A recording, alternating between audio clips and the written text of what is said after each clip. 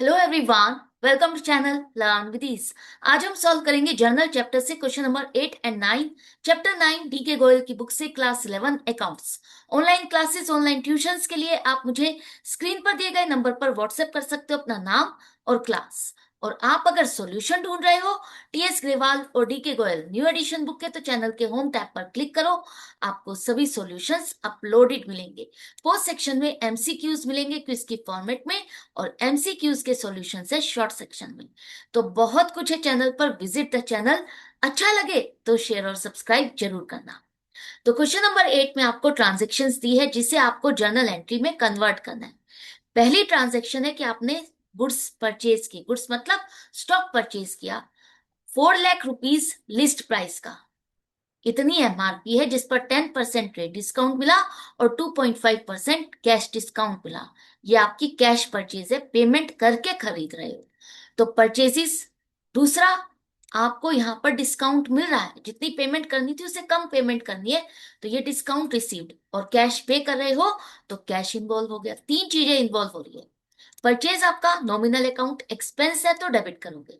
Discount आपको मिल रहा है, जितनी पेमेंट करनी थी उससे कम पेमेंट कर रहे हो तो फायदा है, तो क्या करोगे? क्रेडिट करोगे। कैश आपने पेमेंट की है, डिक्रीज हो रहा है, एसेट डिक्रीज होगी तो हम क्रेडिट करेंगे। कितनी अमाउंट से? एमआरपी है 4 लाख, जिस पर आपको डिस्काउंट मिला 10%, 40,000। तो आपकी जो परचेज रिकॉर्ड होगी वो 3,60,000 से। इसको पेमेंट आपने कहा मैं आज ही कर रहा हूं, तो इस पर आपको 2.5% का डिस्काउंट मिला। तो 3,60,000 पर अब आप डिस्काउंट कैलकुलेट करोगे, 4 लाख पर नहीं। तो ये हो जाएगा 9,000। आप ये पेमेंट करने जा रहे थे तो आपको वहां और डिस्काउंट मिला 9,000 का। तो फाइनली आपने जो पेमेंट की है वो 3,51,000 की। अब देखो यहाँ पर एंट्री कैसे करोगे। आपने यहाँ पर परचेजेज अकाउंट को डेबिट किया, ट्रेड डिस्काउंट के बाद जो अमाउंट आएगी उससे रिकॉर्ड करोगे। हमारी परचेजेस उस अमाउंट से रिकॉर्ड होगी, इतना हमें पे करना था। तो कैश हमने क्रेडिट किया 3,51,000। हमें जितनी परचेज की उससे कम पेमेंट करनी पड़ रही है तो फायदा हो रहा है। तो फायदा जो हुआ उसे हमने कहाँ रिकॉर्ड किया? डिस्काउंट रिसीव्ड अकाउंट में 9,000।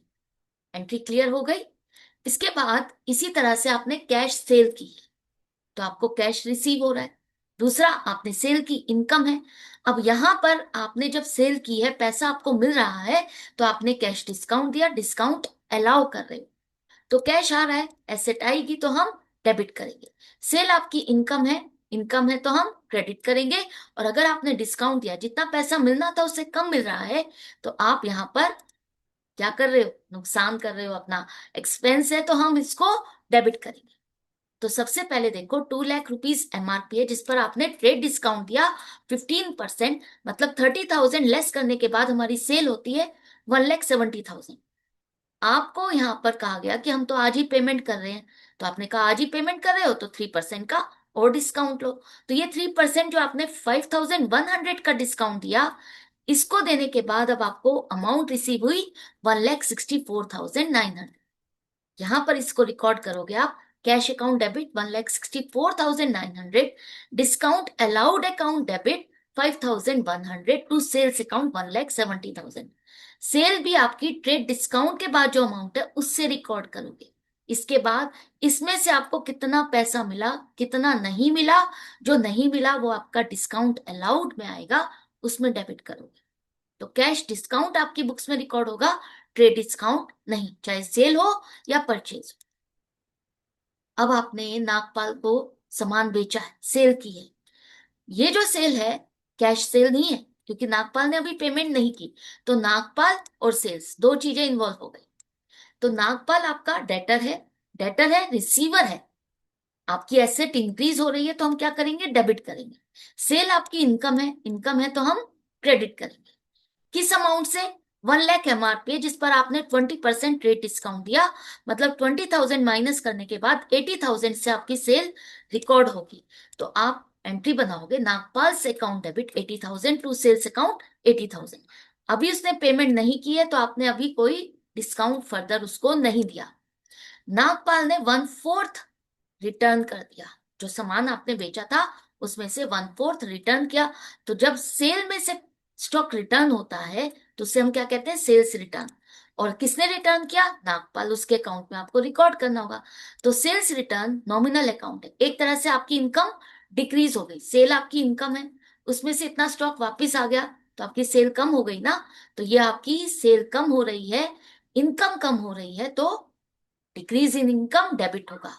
नागपाल आपका डेटर है, जिसने अब आपको स्टॉक वापस किया, रिटर्न किया है, तो ये गिवर है तो हम इसको क्रेडिट करेंगे। एक तरह से जो डेटर है इतनी ही अमाउंट से आपका कम भी हो जाएगा, एसेट डिक्रीज होगी तो आप क्रेडिट करोगे। कितनी अमाउंट से, 1 लाख का 1/4 25,000 एमआरपी। इसके बाद 20% अगर स्टॉक रिटर्न हुआ है तो इसमें से भी ट्रेड डिस्काउंट आपको माइनस करना होगा, तो ये हो जाएगा 20,000 का उसने स्टॉक हमें रिटर्न किया। तो sales return account debit 20,000 to Nagpal account 20,000। Clear है। इसके बाद नागपाल ने हमें पेमेंट कर दी है, और हमने जब पेमेंट रिसीव हुई तो 5% का उसको डिस्काउंट दिया। तो क्या क्या इन्वॉल्व हुआ, एक तो कैश, दूसरा नागपाल, और डिस्काउंट अलाउड। कैश आपके पास आ रहा है तो एसेट आएगी तो आप क्या करोगे, डेबिट करोगे। नागपाल डेटर है, पेमेंट कर रहा है, इसका अकाउंट भी तो क्लियर करना होगा, और ये गिवर है तो आप इसको क्रेडिट करोगे। डिस्काउंट आपने दिया, नुकसान हो गया, जितना पैसा मिलना था उससे कम मिल रहा है, तो ये हमारे लिए एक्सपेंस है, हम इसको डेबिट करेंगे। कितनी अमाउंट से, देखो ध्यान से समझो, आपने सेल की थी 80,000, ट्रेड डिस्काउंट के बाद 80,000, इसके बाद इसमें से रिटर्न हुआ 20,000, ट्रेड डिस्काउंट के बाद 20,000 का रिटर्न, मतलब 60,000 रुपीज आपको इससे लेने थे। आपने अब पेमेंट के टाइम पर रिसीव करते हुए 5% का डिस्काउंट दिया, मतलब 3,000 का डिस्काउंट दिया, बाकी 57,000 रुपीज आपको रिसीव हुए। एंट्री क्या हो जाएगी, cash account debit 57,000, discount allowed account debit 3,000 to Nagpal account 60,000। Clear हो गया। नेक्स्ट क्वेश्चन है, क्वेश्चन नंबर 9 में रघुनाथ एंड ब्रदर्स की बुक्स की ट्रांजैक्शंस है, जिसे आपको जर्नल एंट्री में कन्वर्ट करना है। तो पहली ट्रांजैक्शन है कि रघुनाथ ब्रदर्स ने बिजनेस स्टार्ट किया, कैश, स्टॉक और फर्नीचर, ये तीन चीजें बिजनेस में आ रही है। और ये जो तीनों चीजें हैं, ओनर इन्वेस्ट कर रहा है तो उसे हम क्या कहेंगे, कैपिटल कहेंगे। तो तीनों चीजें एसेट है, तो हम क्या करेंगे, बिजनेस में एसेट आएगी तो डेबिट करेंगे। कैपिटल ओनर को रिप्रेजेंट कर रही है, पर्सनल अकाउंट है, और ओनर गिवर है तो हम इसको क्रेडिट करेंगे। तो ये तीनों चीजें आपकी एसेट है तो डेबिट करोगे, cash account debit, stock account debit, furniture account debit to capital account, total 4,10,000। अब यहां पर आप लोगों को जो कंफ्यूजन है वो ये है कि यहां हमने स्टॉक अकाउंट को डेबिट किया, लेकिन जब हम स्टॉक परचेज करते हैं तो उसे हम परचेजेस अकाउंट में डेबिट करते हैं, एक्सपेंस मानते हैं। तो ये अलग, और वो जो परचेज में स्टॉक आ रहा है, वो दोनों चीजें कैसे अलग अलग है, तो ध्यान से समझो। ड्यूरिंग द ईयर जो भी हम स्टॉक परचेज करेंगे वो परचेजेस अकाउंट में हम डेबिट करेंगे। उसके बाद आप देखते हो कि उसमें से कितना स्टॉक आपने सेल किया, सेल करने के बाद अब आपका कितना स्टॉक बच गया है, तो जितना स्टॉक बच जाता है ना, वो परचेजेस अकाउंट में से हम माइनस करते हैं, और उसे आप फाइनली लास्ट में बैलेंस शीट में एज एन एसेट शो करते हो। ये सब कुछ सीखना है अभी आपको, आगे जब फाइनल अकाउंट बनाओगे, फाइनेंशियल स्टेटमेंट्स बनाओगे, उसमें आप ये सब कुछ सीखोगे। क्लियर है। इसके बाद हमने जो स्टॉक है वो बेच दिया, कैश सेल की है, नहीं, कैश सेल नहीं है, क्रेडिट सेल है, यहां पर कहीं नहीं लिखा कैश में आपने बेचा है।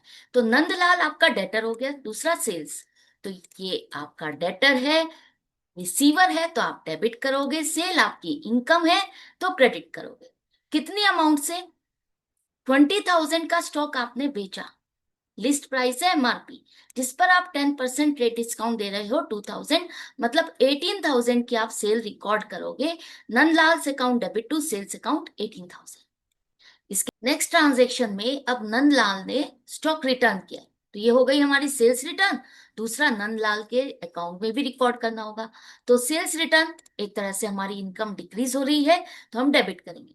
नंदलाल डेटर है, ये भी तो कम हो जाएगा, डेटर से अब हमें कम पैसा लेना है क्योंकि इतने का तो स्टॉक इसने रिटर्न कर दिया। तो जब एसेट डिक्रीज होगी तो आप क्रेडिट करोगे, या नंदलाल ने अब आपको स्टॉक दिया है, गिवर है, तो आप इसको क्रेडिट करोगे। तो दोनों ही तरीके से आप देख सकते हो, ट्रेडिशनल या मॉडर्न अप्रोच, आपके डेबिट और क्रेडिट वही बनेंगे। तो कितनी अमाउंट से करोगे? एमआरपी दिया है, अगर आपको ट्रेड डिस्काउंट आपने दिया है तो रिटर्न लेते हुए भी ट्रेड डिस्काउंट माइनस करने के बाद ही सेल्स रिटर्न को रिकॉर्ड करोगे। 10% डिस्काउंट माइनस करने के बाद 3600 से सेल्स रिटर्न को आप रिकॉर्ड करोगे। Sales return account debit 3600 to Nandlal account 3600। इसके बाद नंदलाल ने हमें फुल एंड फाइनल पेमेंट कर दिए। जो हमने अभी सेल की थी उसमें जो भी अमाउंट हमें अभी इससे लेना था उसकी उसने फुल एंड फाइनल पेमेंट की है। तो कैश आ रहा है, किसने पेमेंट की? नंदलाल ने। और हमने उसको डिस्काउंट भी दिया है। कैसे दिया है अभी कैलकुलेट करेंगे, ध्यान से समझना। कैश आपके पास आ रहा है, एसेट आएगी तो डेबिट करोगे। नंदलाल डेटर है, पेमेंट कर रहा है, गिवर है, तो आप इसको क्रेडिट करोगे। और डिस्काउंट अलाउड, आपने डिस्काउंट दिया है तो एक्सपेंस है, तो ये क्या करोगे? डेबिट करोगे। कितनी अमाउंट से? सेल आपकी 18,000 थी, इसमें से उसने 3,600 का स्टॉक रिटर्न किया, तो 14,400 बाकी का पैसा आपको उससे लेना था। आपको कितने मिले? 14,150। इसका मतलब 250 रुपीज का आपने उसको एंट्री हो जाएगी। Cash account debit 14,150, discount allowed account 250 to Nandlal account 14,400। Next transaction है कि आपने जो स्टॉक है खरीदा है ब्रिजमोहन से, तो परचेजेस, और दूसरा ब्रिजमोहन को अभी आपने पेमेंट नहीं किया है तो ब्रिजमोहन का अकाउंट भी ओपन करना होगा। तो परचेजेस आपके एक्सपेंस है, डेबिट करोगे। ब्रिजमोहन आपका क्रेडिटर है, गिवर है, इसने आपको सामान दिया है तो क्रेडिट करोगे। दूसरा, अगर अभी आपने पेमेंट नहीं की, पेमेंट करनी बाकी है, तो लाइबिलिटी है, तो लाइबिलिटी जब भी इंक्रीज होगी आपको क्रेडिट करना है। कितनी अमाउंट से? एमआरपी है 10,000, इस पर आपको 15% ट्रेड डिस्काउंट मिला 1,500, बाकी 8,500 से इसका मतलब आपको परचेज रिकॉर्ड करनी है। तो purchases account debit 8,500 to Brij Mohan account 8,500। अब ब्रिज मोहन को हमने सामान रिटर्न कर दिया, तो परचेज में से स्टॉक अगर आप रिटर्न करोगे तो उसे हम क्या कहेंगे? Purchase return. क्रेडिटर को आप सामान रिटर्न कर रहे हो तो उसके अकाउंट में रिकॉर्ड करोगे। लाइबिलिटी डिक्रीज हो रही है, उसके अकाउंट में रिकॉर्ड करना होगा।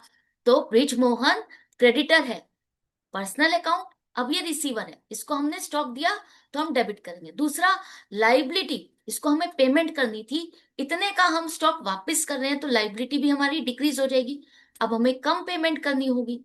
परचेज रिटर्न, आपका जो परचेजेस एक्सपेंस है और परचेज रिटर्न करने से, सामान वापस करने से अब आपको कम पेमेंट करनी है तो एक्सपेंस आपका डिक्रीज हो रहा है, तो एक्सपेंस डिक्रीज होगा तो आप क्रेडिट करोगे। तो अमाउंट कितनी होगी? लिस्ट प्राइस है 1,000, तो जैसे आपको परचेज करते हुए ट्रेड डिस्काउंट मिला था वैसे ही यहां से ट्रेड डिस्काउंट माइनस करो, 850 से परचेज रिटर्न को रिकॉर्ड करोगे। ब्रिजमोहन से account debit 850 to purchase return account 850। Next transaction में अब आपने फुल एंड फाइनल पेमेंट कर दी है ब्रिजमोहन, तो ब्रिजमोहन, इसके बाद आपको डिस्काउंट मिल रहा है पेमेंट करते हुए, तो डिस्काउंट रिसीव कर रहे हो, और कैश आप पे कर रहे हो तो कैश आपका जा रहा है।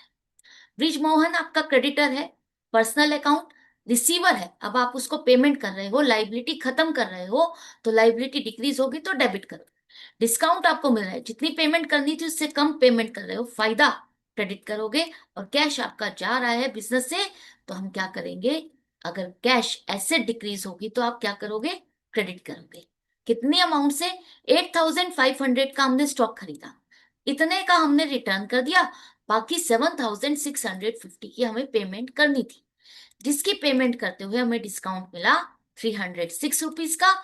फाइनली हमने 7,344 रुपीज की पेमेंट की, तो एंट्री हो जाएगी ब्रिज मोहन से account debit 7,650 to cash account 7,344 to discount received account 306 rupees. इसके बाद आपने अनिल और सुनील दोनों से स्टॉक खरीदा, क्रेडिट पर खरीद रहे हो तो परचेजेस, और अनिल और सुनील दोनों से सामान खरीदा है, इन दोनों के अकाउंट को खोलना पड़ेगा। तो नॉमिनल अकाउंट एक्सपेंस है तो डेबिट करोगे, और क्रेडिटर है, पर्सनल अकाउंट है, गिवर है, तो आपको क्रेडिट करना है। लाइबिलिटी इंक्रीज हो रही है तो आप क्रेडिट करोगे। तो एंट्री हो जाएगी purchases account debit 15,000 to Anil's account to Sunil's account 10,000। इसके बाद आपने अनिल को पेमेंट की, तो अनिल का अकाउंट, उसके बाद अनिल से हमें डिस्काउंट मिला और पेमेंट कर रहे हो तो कैश। तो अनिल आपका क्रेडिटर है, पेमेंट कर रहे हो, रिसीवर है, ये डेबिट कर रहे, लाइबिलिटी डिक्रीज हो रही है तो डेबिट करोगे। डिस्काउंट आपको मिला, फायदा हुआ तो क्रेडिट करोगे, और कैश की आपने पेमेंट की तो क्रेडिट करोगे। एंट्री हो जाएगी अनिल से account debit to cash account to discount received account 100। Next transaction में आपने सुनील को पेमेंट की, तो सुनील दूसरा, आपको यहाँ पर डिस्काउंट मिल रहा है। फुल एंड फाइनल कितनी करनी थी, आपने कितने का स्टॉक खरीदा उसे, 10,000 का, और उसकी जगह आप 9,800 की पेमेंट कर रहे हो। इसका मतलब 200 रुपए, 200 रुपीज का आपको फायदा हुआ, और कैश में पेमेंट कर रहे हो तो कैश अकाउंट। तो सुनील आपका क्रेडिटर है, पर्सनल अकाउंट, रिसीवर है, डेबिट कर रहे हो। लाइबिलिटी डिक्रीज हो रही है तो डेबिट करोगे, फायदा हो रहा है, डिस्काउंट मिल रहा है तो क्रेडिट करोगे, और पेमेंट कर रहे हो तो ऐसे डिक्रीज हो रही है तो क्या करेंगे, क्रेडिट करेंगे। एंट्री हो जाएगी आपकी सुनील से अकाउंट डेबिट 10,000। अब उसके अकाउंट में जो भी बैलेंस था वो सारा का सारा क्लियर करना है। इसमें से इतना कैश पे किया और इतना हमें डिस्काउंट मिला, to cash account to discount received account 200। इसके बाद कंप्यूटर परचेज किया गया है 50,000 का, लेकिन रघुनाथ के डोमेस्टिक घर के यूज के लिए। तो जब भी ओनर के पर्सनल यूज के लिए हम कोई चीज खरीदते हैं या पेमेंट करते हैं तो वो उसकी ड्राइंग्स है, पेमेंट कर रहे हैं कैश हो गया, दो चीजें इन्वॉल्व हो गई। तो ड्राइंग्स ओनर को रिप्रेजेंट कर रहा है और रिसीवर है तो डेबिट करोगे। कैश आपने पेमेंट की है तो एसेट डिक्रीज हो रही है, क्रेडिट करोगे। तो एंट्री क्या होगी, drawings account debit to cash account 50,000।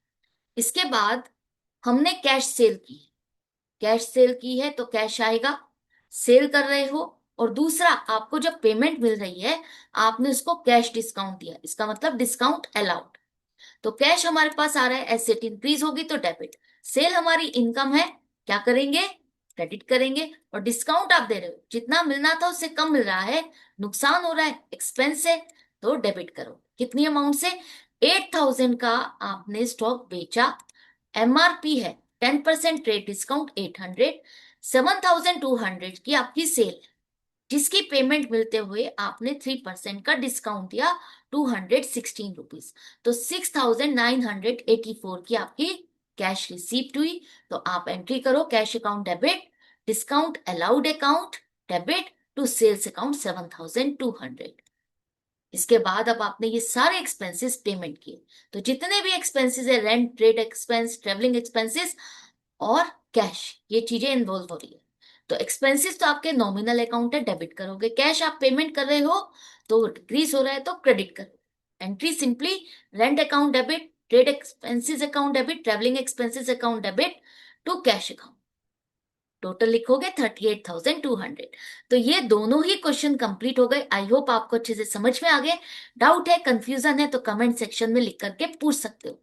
Otherwise अच्छा लग रहा है तो लाइक का बटन प्रेस करना मत भूलना। फ्रेंड्स में शेयर करोगे तो उन्हें भी अच्छा लगेगा। मिलते हैं आगे की वीडियो में आगे के क्वेश्चंस के साथ। Good bye and take care.